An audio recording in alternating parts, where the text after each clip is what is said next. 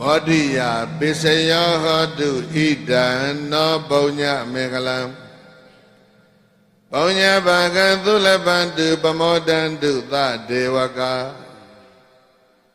နောအမကံမြင့်မြတ်သာကြီးပါရမီရင်ကျူးဇာနေတုသူတော်စင်ကုသိုလ်ရှင်ကျွန်ုပ်တော်ဤဣရံပုညမင်္ဂလံ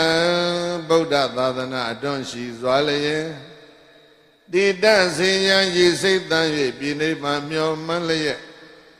အာထုတ်ကြရတဲ့ကောင်းမှုမင်္ဂလာဖြာဖြာသည်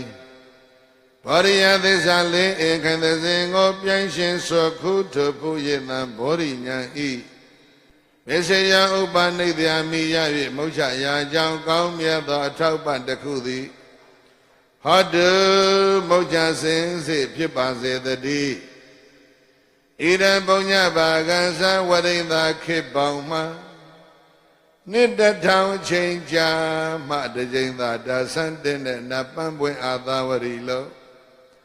ပမာဏီထွန်းသည်လျက်တသက်မှာတခါကြုံကြရတဲ့ဒုံလပအစစ်ဤကုသိုလ်ပုံညအနှစ်တွေကိုသတ္တေဝကကပ္ပမနေသည်များဝိနည်းများစွာသတ္တဝအနန္တမှန်သမျှတို့သည်သုလဗန္တုကိုစီအလုံးညီလျက်ဆုံးညီပြည့်ဝအလုံးမြတ်တူအယအယူနိုင်ကြပါစေကောင်းသတည်းသုလဒါနာကိုစီအလုံးညီလျက်ဆုံးညီပြည့်ဝအလုံးမြတ်တူအယယူနိုင်ကြကုန်သည်ဖြစ်၍ဗမောဒန္တု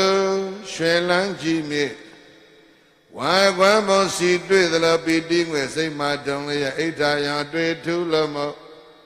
ជីနုကိုယ်ပိုင်ဝမ်းမြောက်တော်မူနိုင်ကြပါစေကုန်သတည်းဗမောဒန္တု